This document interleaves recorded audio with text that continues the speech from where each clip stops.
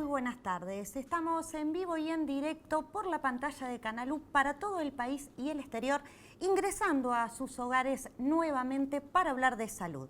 Porque su salud es lo más importante y nuestro compromiso es mantenerlos informados y brindarles todas las herramientas necesarias para obtener una vida sana y saludable. Bienvenidos a una nueva entrega de Hablemos de Salud y gracias nuevamente por abrirnos las puertas de su casa. Pueden visualizarnos además en televisión abierta, canal 7.3, canal 6 de Durazno, en Cablevisión, canal número 2, red de cable operadores de todo el país y en simultáneo con Vera TV. Hoy hablaremos sobre cardiopatía fetal y las incidencias en cardiopatías congénitas con el doctor Manuel Melnik, cardiólogo y cardiólogo fetal. También recibimos a la licenciada y máster en nutrición Florencia Costa Pellejero para hablar sobre la nutrición de las embarazadas. Tendremos además un informe con el profesor oncólogo Álvaro Luongo en el marco del Día Mundial del Cáncer y todas las noticias nacionales e internacionales con el profesor Bernardo Wilson, que ya nos estará dando los titulares del día de hoy. Buenas tardes, Bernardo. Muy buenas tardes, porque su salud es nuestra consigna. Bienvenidos a Noticias@Salud. Titulares del día de hoy: científicos de Harvard piden, por favor, que se detenga o que se disminuya el consumo de leche. Ya vamos a ver por qué. Ministros de 12 países firman un acuerdo de salud aquí, en Montevideo, nuestra capital, por la lucha contra el virus del Zika, transmitido por el mosquito Aedes aegypti. La nanotecnología y el universo fuera del alcance de nuestra vista. Y por último, un sensor que se adapta a los dedos para detectar el cáncer de mama. Continuamos con Ana María y hablemos de salud. Gracias, Bernardo. Y a ustedes les recuerdo que a partir de este momento quedan abiertas nuestras vías de comunicación para que nos puedan hacer llegar todas esas preguntas que ustedes deseen sean respondidas por los profesionales en la temática del día de hoy. Como les anunciaba, recibimos al doctor Manuel Melnik, médico cardiólogo y cardiólogo fetal, para hablar sobre cardiopatías congénitas y cardiología fetal. Bienvenido, doctor. Muchas gracias por la invitación. Bueno, los agradecidos somos nosotros y más el haber venido tan lejos y en tan poco tiempo de haberlo convocado. Bueno, muchísimas gracias. Doctor, ¿de qué hablamos cuando nos referimos a cardiología fetal? La cardiología fetal es una nueva especialidad, no tiene más de 30 años. En realidad, el desarrollo de la cardiología fetal viene de la mano con el desarrollo de los equipos de ultrasonografía. En la medida que los equipos han ido mejorando, el diagnóstico de las cardiopatías congénitas in útero han ido mejorando también. Y de esa manera se ha ido desarrollando la cardiología fetal. Que hay gente que dice que es una subespecialidad de la cardiología infantil y otros dicen que es una subespecialidad de la medicina fetal, pero en realidad por la magnitud, por el tamaño de la misma, ya se ha transformado en una especialidad per se. Y se ha ganado su lugarcito, por así decirlo. Por supuesto. Doctor, ¿este tipo de estudios que se hacen son nocivos para la madre o para el feto? No, la ultrasonografía no es un estudio que irradie como son los rayos X o como es la tomografía. Por lo tanto, la ultrasonografía es totalmente inocua para el feto, no le produce ningún tipo de daño. El único elemento que se tenía en cuenta al principio era que el haz de ultrasonido a veces se transforma en calor, entonces puede generar un aumento de la temperatura. Los equipos actuales, los equipos modernos, prácticamente no aumentan la temperatura corporal de la embarazada, por lo tanto es totalmente inocuo y se puede realizar perfectamente. ¿Y ese aumento de temperatura es momentáneo o es que la paciente queda un tiempo con temperatura elevada? No, el aumento de la temperatura es por el haz de ultrasonido. Si el haz de ultrasonido cuando atraviesa el cuerpo se transforma en calor. Y ese calor, si aumenta más de 1.5 grados centígrados, puede ser perjudicial para el embarazado, para el feto. Pero eso no sucede porque los equipos actuales no permiten ese grado de aumento. Por lo tanto, es totalmente inocuo el estudio. Doctor, ¿y cuántas veces se puede realizar este estudio en una embarazada? Porque Se puede realizar tantas veces sea necesario, no hay problema por todo lo explicado, es decir, se puede hacer todas las veces que necesite el feto. ¿Y en qué casos está indicado, más allá del control primario? Bien, las indicaciones del ecocardiograma fetal, al principio se indicaba sobre todo en embarazos de alto riesgo, embarazada hipertensa, diabética, obesa, con alguna enfermedad crónica como si la embarazada es lúpica o si tiene una poliartritis reumatoidea. Actualmente el ecocardiograma fetal está indicado en el 100% de las embarazadas. Y como dice el profesor Pablo Zielinski, que es un referente de la cardiología fetal mundial, las indicaciones para realizar un ecocardiograma fetal son 3. Estar embarazada y estar embarazada. Estar embarazada. Doctor, ¿y en qué momento o en qué época gestacional se tiene que hacer el primer estudio? Bien, en realidad hay tres tiempos para realizar el estudio. Uno es el ecocardiograma fetal precoz, el otro es el ecocardiograma fetal intermedio y el otro es el ecocardiograma fetal tardío. El ecocardiograma fetal precoz se puede realizar en la semana 13 y 14. Esto es muy actual porque esto lo permiten los equipos actuales, que son equipos de alta resolución y por lo tanto permiten magnificar el corazón, que puede ser del tamaño de una uña, y verlo en la pantalla, y podemos hacer los diagnósticos de las cardiopatías congénitas. Ese es el precoz. El intermedio, que es el que normalmente se realiza y es el más conocido por toda la gente, es el que se realiza en la semana 20-24 de edad gestacional, 20-28, que es cuando el corazón se ve mejor. Y el tardío es el que se realiza a partir de las 32-33 semanas de embarazo. ¿Y el procedimiento de un estudio de este tipo cómo es? ¿Hay alguna indicación previa? ¿Cómo es el desarrollo? Es igual que cualquier otra ecografía, es decir, la embarazada concurre al consultorio y se realiza exactamente el mismo procedimiento que una ecografía a un adulto, una ecografía a un niño o una ecografía a una embarazada. Se le coloca gel sobre el abdomen materno, se utiliza un transductor que se llama convex, que es el mismo que utilizan los obstetras, por lo tanto no hay diferencias. Es el mismo ecógrafo que se utiliza para las ecografías estructurales o anatómicas, que utiliza el ginecólogo para realizar las ecografías estructurales o anatómicas. Doctor, ¿y este tipo de examen hoy en día se le indica a todas las embarazadas como prevención, por ejemplo? No.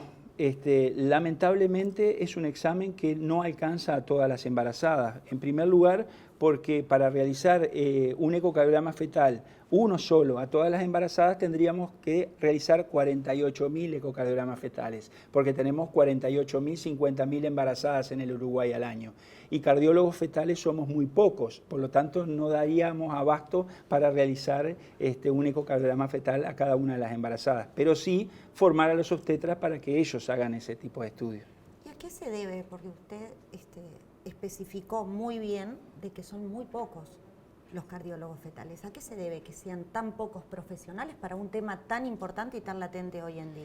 Bien, eso ya es una cuestión de la universidad, en el sentido de que en realidad la especialidad en cardiología fetal no está dentro de las especialidades médicas en el Uruguay. Los que nos hemos formado en cardiología fetal lo hemos hecho en el extranjero, porque acá no existe la especialidad. Y en la mayor parte de los países de Latinoamérica tampoco existe la especialidad.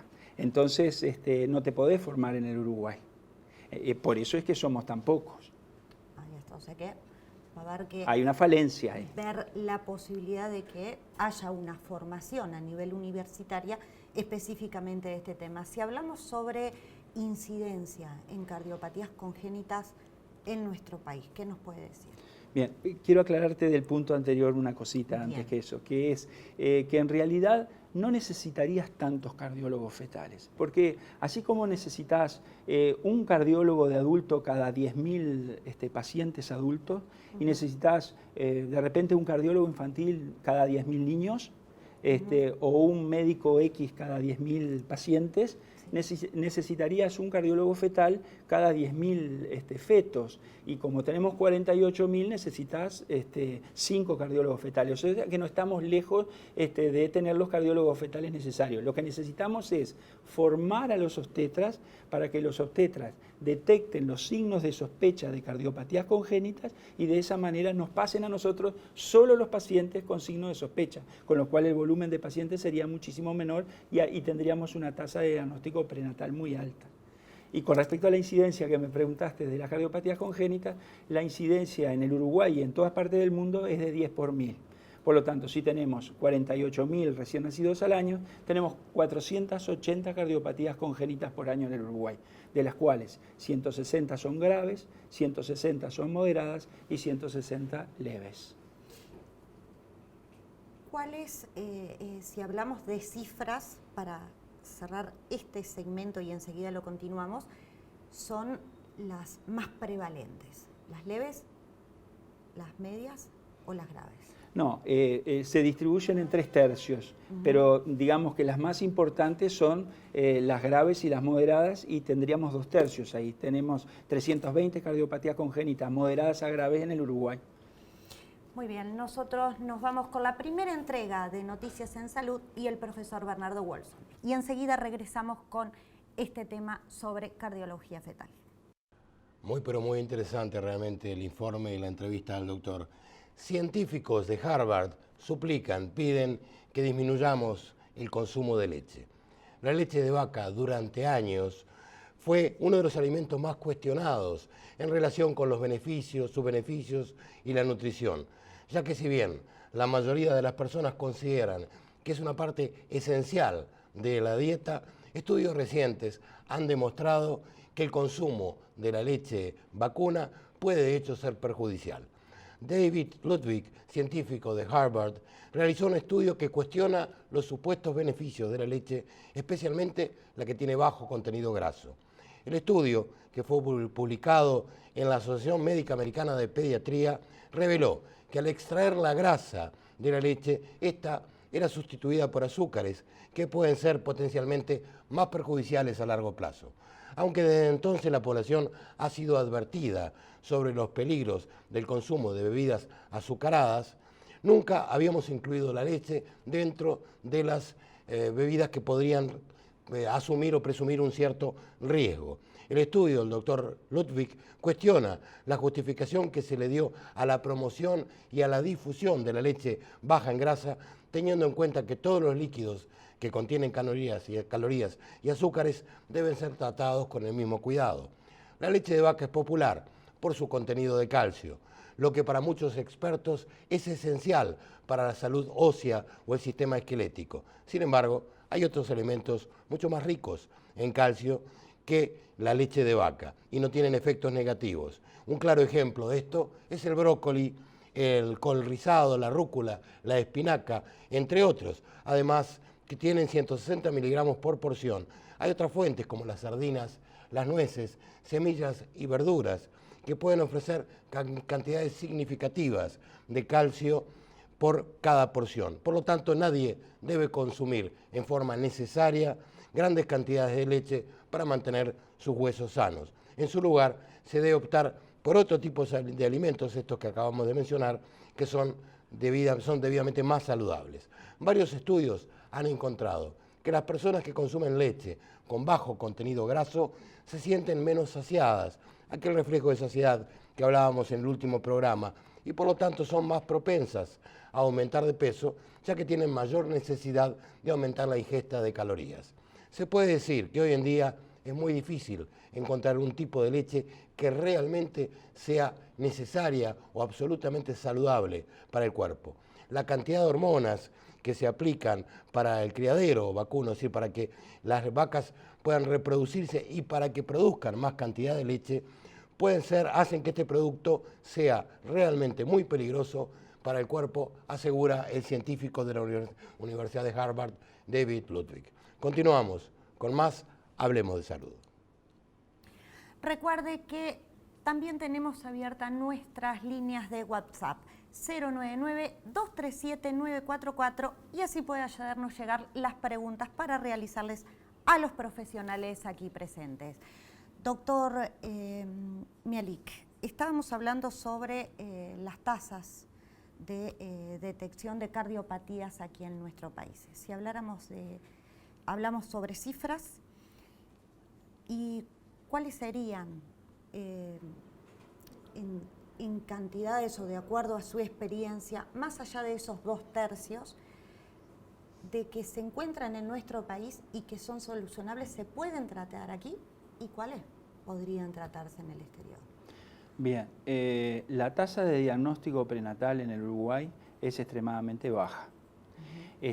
Y es extremadamente baja también en toda Latinoamérica. Prácticamente estamos hablando que en toda América Latina la tasa de diagnóstico prenatal está por debajo del dígito, por debajo del 10%. A nosotros nos aportaron datos el Fondo Nacional de Recursos, todos los datos del año 2014. Los datos aportados sirven para tener una idea, porque no tenemos una cifra concreta y cierta, nadie la tiene en el Uruguay, de cuál es la tasa de diagnóstico prenatal. Pero los datos que nos aportaron fueron sobre las cardiopatías congénitas críticas o las cardiopatías congénitas graves. ¿Cuáles son? Son aquellas que se realizan durante el primer año de vida un procedimiento hemodinámico o una cirugía cardíaca. De esos pacientes, la tasa de diagnóstico prenatal fue de un 14%. Pero si nosotros le sumamos a esas las cardiopatías congénitas moderadas y las cardiopatías congénitas leves, la tasa me cae por debajo del dígito, a un 4 o 5%. Y esa es la verdadera tasa de diagnóstico prenatal en el Uruguay. En los últimos años se ha incrementado mucho, ha aumentado la tasa de diagnóstico prenatal por todos los cursos que venimos haciendo, sobre todo en todo el interior del país. Entonces muchos obstetras se han perfeccionado en la visualización del corazón fetal. Yo creo que en los próximos años esa tasa de diagnóstico prenatal se va a ir incrementando paulatinamente. Y me quedó una parte de la pregunta, la de qué se puede hacer con respecto a los fetos. Bueno, la idea es hacer el diagnóstico prenatal y trasladar a la embarazada a que nazca ese niño en un centro de referencia. Esa es la idea, para que reciba el tratamiento correcto, digamos, al momento de nacer. Doctor, ¿cómo se llega o cómo llega un feto a tener una cardiopatía grave? ¿Eso es por herencia? Bien, en realidad son las dos cosas. Hay un componente genético, pero hay un componente ambiental. Porque la paciente está sometida a muchos teratógenos y toma muchas sustancias que pueden ser potencialmente teratogénicas. La ingesta de alcohol, el hecho de fumar, la ingesta de drogas, la ingesta de medicamentos que a veces nosotros mismos los médicos le damos a la paciente, todo eso es teratogénico y si la paciente lo toma en las primeras 8 semanas del embarazo, que es el periodo de embriogénesis, es el periodo en el que se forman todos los órganos del feto, en ese momento si lo toma puede generar una alteración en la organogénesis y puede generar una malformación congénita y dentro de ella una cardiopatía congénita. ¿Podemos llegar a decir que una cardiopatía congénita es prevenible? Sí, hay autores que dicen que el 50% de las cardiopatías congénitas se pueden llegar a prevenir. Y este es un concepto que no está muy arraigado en la población, ni siquiera a nivel médico, pero las cardiopatías congénitas se pueden prevenir, hasta un 50% se puede prevenir. ¿Qué es prevención? La prevención es el hecho de evitar un daño. Cuando nosotros hablamos de prevención podemos hablar de prevención primaria, secundaria, terciaria o cuaternaria. ¿Qué es la prevención primaria? La prevención primaria es la prevención preconcepcional, o sea que antes del embarazo, para que la gente entienda, esa es la prevención, antes que ocurra el embarazo. ¿Qué podemos hacer? Y eso va a ser un tema de la compañera nutricionista, que la embarazada, que la paciente cuando llegue al embarazo, llegue en condiciones nutricionales óptimas, con una muy buena alimentación, que no tome alcohol, que no fume, que no consuma droga, marihuana, cocaína y una cantidad de sustancias más. Doctor, para cerrar este espacio, ¿se pueden realizar tratamientos en el feto? Sí. Por ejemplo, las arritmias cardíacas fetales son muy frecuentes, son más frecuentes de lo que la población cree. tiene una incidencia de 20 a 30 por mil fetos. Y las arritmias cardíacas fetales graves tienen una incidencia de 2 a 3 por mil. O sea que son muy frecuentes. Estamos hablando que tendríamos alrededor de 150 arritmias cardíacas fetales graves en el Uruguay por año. Esas arritmias se pueden tratar. Se le da medicamento a la madre, a través de la madre le llega a la placenta y le pasa al fetito y hacemos una reversión de la arritmia. Ahí hacemos un tratamiento farmacológico transplacentario. Perfecto, muchas gracias. Nosotros nos vamos a una breve pausa, pero no se vaya que ya volvemos con más noticias, más cardiopatías congénitas, nutrición en el embarazo y también una nota con el profesor Álvaro Longo y el cáncer de mama. Ya volvemos.